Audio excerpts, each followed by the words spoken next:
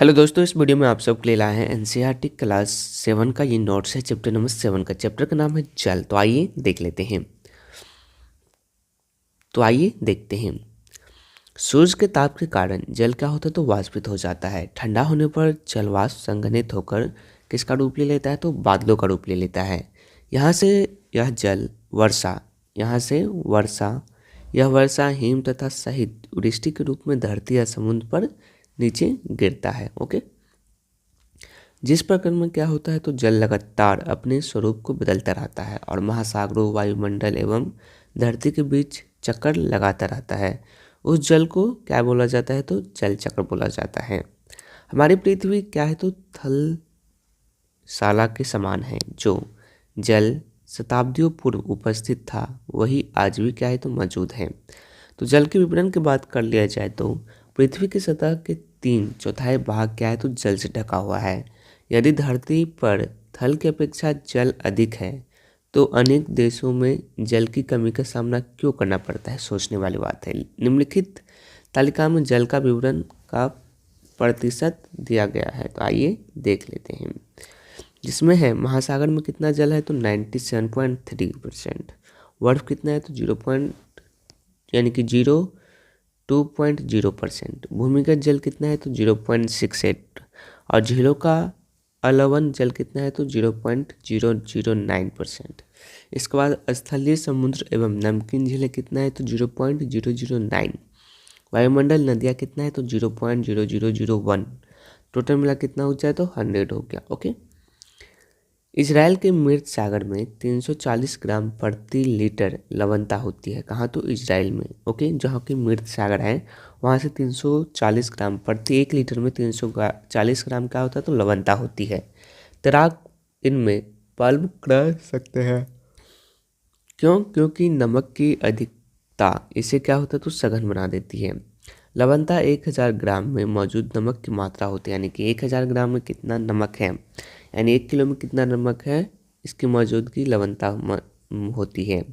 महासागर की औसत लवणता 35 भाग प्रति 1000 ग्राम है। ओके, 22 मार्च को विश्व जल दिवस के रूप में मनाया जाता है। नेक्स्ट आ जाती है महासागरों की गतियों को इस प्रकार वर्गीकृत कर सकते हैं जैसे तरंगे, ज्वार भाटा एवं धाराएं। इसके बाद है तरंगे किसे कहा जाता है, आइए इसे देख लेते हैं। जब महासागरीय सतह पर लगातार उठता है और गिरता रहता है तो उसे क्या बोलते हैं तो भूकंप, ज्वालामुखी, उद्गार या जल के नीचे भूस्खलन के कारण महासागरीय जल अत्यधिक क्या होता तो विस्थापित होता है। इसके परिणाम स्वरूप 15 मीटर तक की ऊंचाई वाली जोड़ी तरंगे उठ सकती है, जिसे कि क्या कहा जाता है, सुनामी कहा जाता है। ओके, ज्वार भाटा किसे कहते हैं तो दिन में 2 बार नियम से महासागरीय जल का उठना एवं गिरना क्या कहलाता है, ज्वार भाटा कहलाता है। सूर्य और चंद्रमा की आकर्षण शक्ति के कारण जब समुद्र का जल ऊपर की ओर उठता है तो उसे ज्वार कहा जाता है, तथा जब जल का नीचे गिरता है उसे क्या बोला जाता है, भाटा बोला जाता है। समझ गए होंगे आप।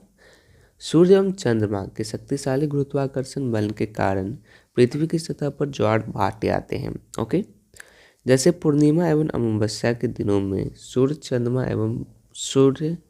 चंद्रमा एवं पृथ्वी की सीध में होते हैं, जिसके कारण ऊंचे ज्वार उठते हैं। इस ज्वार को बृहद ज्वार कहा जाता है। चांद एवं सूर्य का गुरुत्वाकर्षण बल विपरीत दिशाओं में महासागरीय जल पर पड़ता है, जिसके कारण निम्न ज्वार आता है। हाईएस्ट ज्वार को लघु ज्वार भाटा कहा जाता है। ओके, महासागरीय ज्वार की बात किया जाए तो यह निश्चित दिशा में महासागरीय सतह पर नियमित रूप से बहने वाली जल धारा होती है। इस महासागरीय धाराएं गर्म एवं ठंडी हो सकती है। ओके, गर्म महासागरीय धाराएं भूमध्य रेखा के निकट उत्पन्न होती है एवं ध्रुवों की ओर प्रवाहित होती है। गल्फ स्ट्रीम गर्म धाराएं होती है। गर्म धाराएं से स्थलीय सतह का तापमान गर्म हो जाता है। इसके बाद ठंडी महासागरीय धाराएं तो ध्रुवों या उच्च अक्षांशों से उष्णकटिबंधीय या निम्न अक्षांशों की ओर प्रवाहित होती है। ये लेबाडोर शीत महासागरीय धाराएं होती है। ओके, जिस स्थान पर गर्म एवं शीत धाराएं मिलती है वह स्थान विश्व भर में सर्वोत्तम मध्यप्रशांतीय क्षेत्र माना जाता है। जापान के आसपास एवं उत्तरी अमेरिका के पूर्वी तट इसके उदाहरण हैं। Thanks for watching this video. Thank you.